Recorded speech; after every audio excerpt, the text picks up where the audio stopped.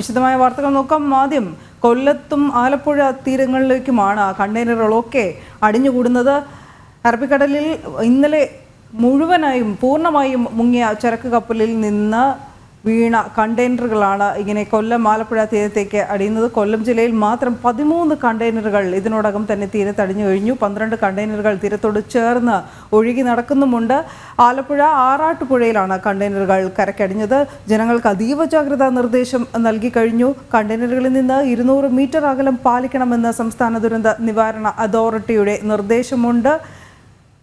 കൊല്ലം ശക്തികുളങ്ങരയിൽ നിന്ന് മനോജ്, ആലപ്പുഴ ആറാട്ടുപുഴയിൽ നിന്ന് സുധീഷ് ഗോപാൽ എന്നിവർ ചേരും. ആദ്യം മനോജിലേക്ക്. മനോജ്, ഏറ്റവും കൂടുതലും കണ്ടെയ്നറുകൾ തീരത്തേക്ക് അടിയുന്നത് കൊല്ലത്താണ്. ഈ കരക്കടിഞ്ഞാൽ മാത്രമേ കസ്റ്റംസിന് എടുക്കാൻ കഴിയുള്ളൂ. ഇപ്പോഴത്തെ അവസ്ഥ എന്താണ്?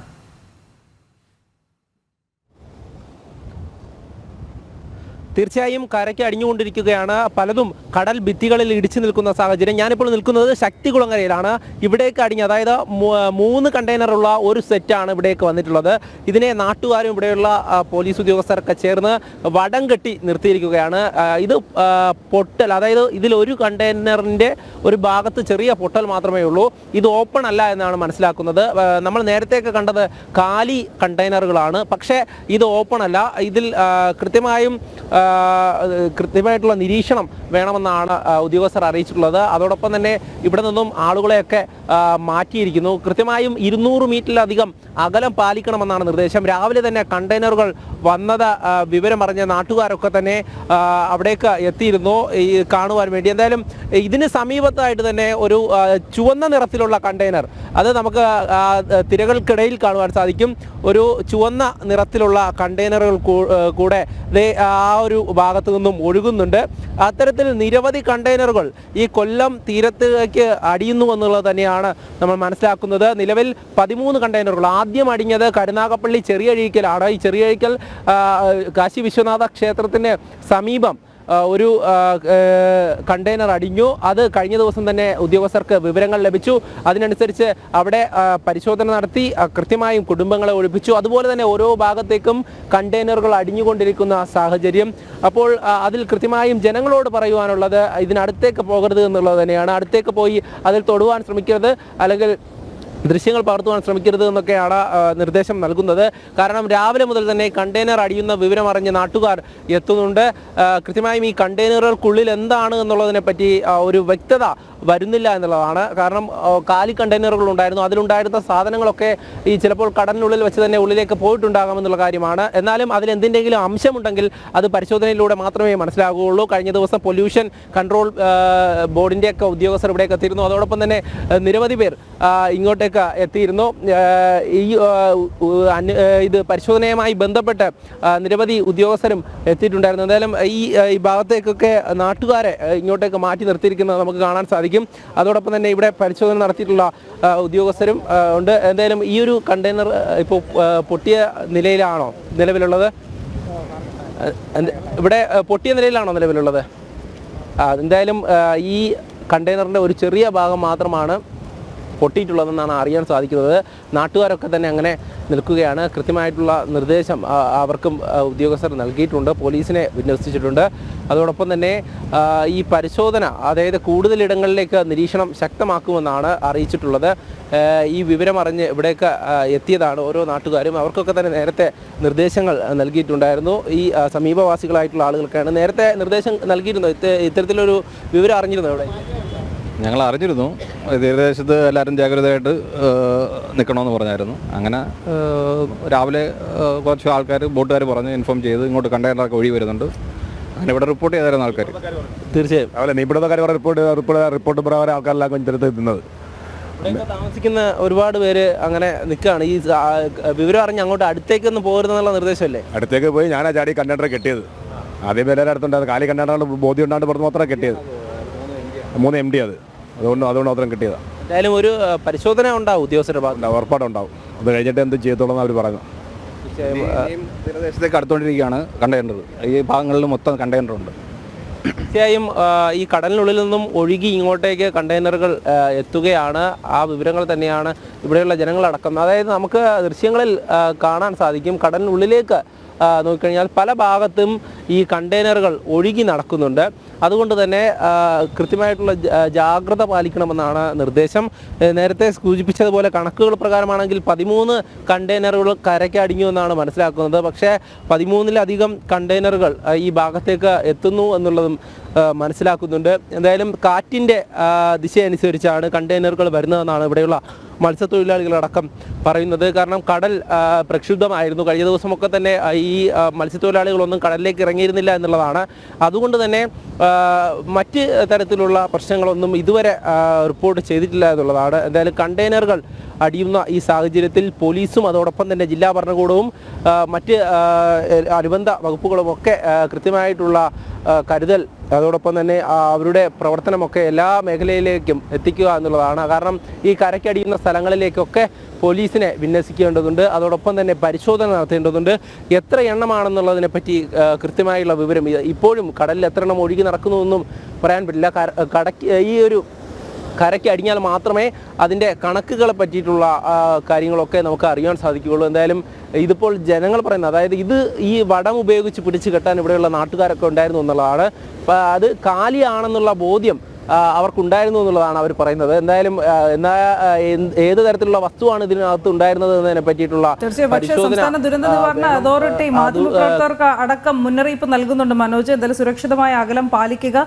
ചില മാധ്യമങ്ങൾ ഊതിപ്പെരുപ്പിച്ച വാർത്ത നൽകുന്നതായി പ്രേക്ഷകർക്കും പരാതിയുണ്ട്. ജനങ്ങളെ ഭയപ്പെടുത്തുന്ന ഭീതിജനകമായ റിപ്പോർട്ടുകളല്ല വേണ്ടത്. മനോജ് ഇപ്പോൾ നൽകുന്ന പോലെ തന്നെ യഥാർത്ഥ ചിത്രങ്ങൾ വെളിപ്പെടുത്തണം. സുരക്ഷിതമായ അകലം നമ്മളും പാലിക്കണം. KSDMAയ്ക്കും പറയാനുള്ളത് അതുതന്നെയാണ്. കസ്റ്റംസിന് മാത്രമേ അതിനകത്ത് എന്താണ് എന്നും എപ്രകാരമാണ് ഇനിയുള്ള തുടർ നീക്കങ്ങൾ വേണ്ടത് എന്നും ഉറപ്പുവരുത്താനാകൂ. എന്തായാലും ഈ ജില്ലാ കളക്ടറൊക്കെ നേരത്തെ വന്നിരുന്നല്ലോ മനോജ്, ഇപ്പോഴും അവിടെ തുടരുകയാണോ?